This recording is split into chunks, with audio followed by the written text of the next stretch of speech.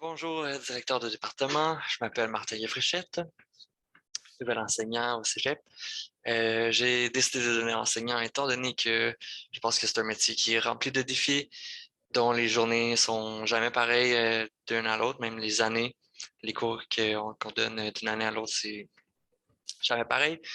Je pense qu'il y a quelque chose de vraiment beau dans le fait de ne pas pouvoir jamais, je crois, je suis certain, maîtriser pleinement le métier.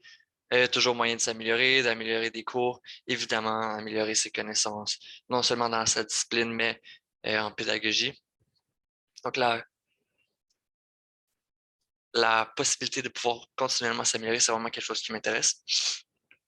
Je pense en plus que la biologie, c'est une des plus belles sciences au monde, remplie d'organismes absolument merveilleux.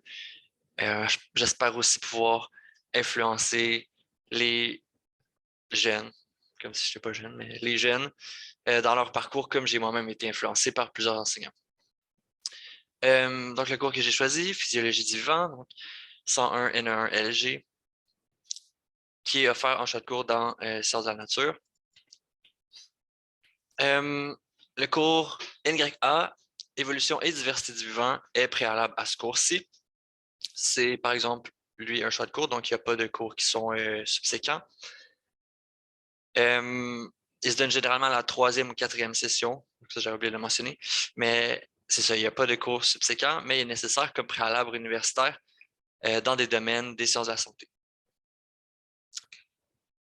La compétence à développer, donc on a 00 UK, analyser l'organisation du vivant, son fonctionnement et sa diversité. Ça, c'est propre au programme de sciences de la nature, mais plus propre à ce cheminement-là ou ce choix de cours-là, on retrouverait 00XU, pardon, donc analyser la structure et le fonctionnement d'organismes pluricellulaires sous l'angle de l'homéostasie et selon une perspective évolutive. En élément de compétences à développer, on aurait donc analysé les relations structure-fonction à la base de l'organisme pluricellulaire. Donc, c'est une relation qui est vraiment souvent prise pour comprendre les systèmes dans les organismes pluricellulaires. Appliquer le concept de l'homéostasie, donc de l'équilibre, à l'étude de systèmes chez les plantes et les animaux. Donc, je vais présenter la matière qu'on va voir dans le cours. Vous allez voir, il y a un volet plantes et animaux. Puis finalement, expliquer les fonctions de conservation, de régulation et de reproduction chez les organismes pluricellulaires. Voilà, la matière enseignée au cours, on va avoir la respiration cellulaire, qui est un peu une espèce de retour, mais qui va aussi un peu plus à la biologie microscopique. Donc, on a le cycle de l'acide citrique, le cycle de Krebs, super connu. On va le voir plus en détail.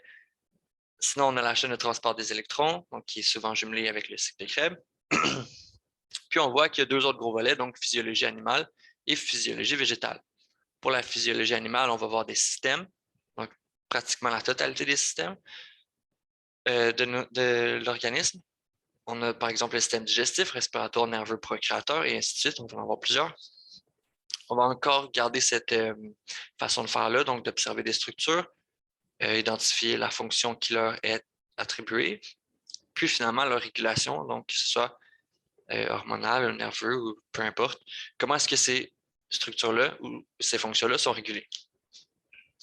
Ça, on prend par exemple l'estomac. L'estomac, c'est une structure. Sa fonction, c'est de faire le brassage du bol alimentaire.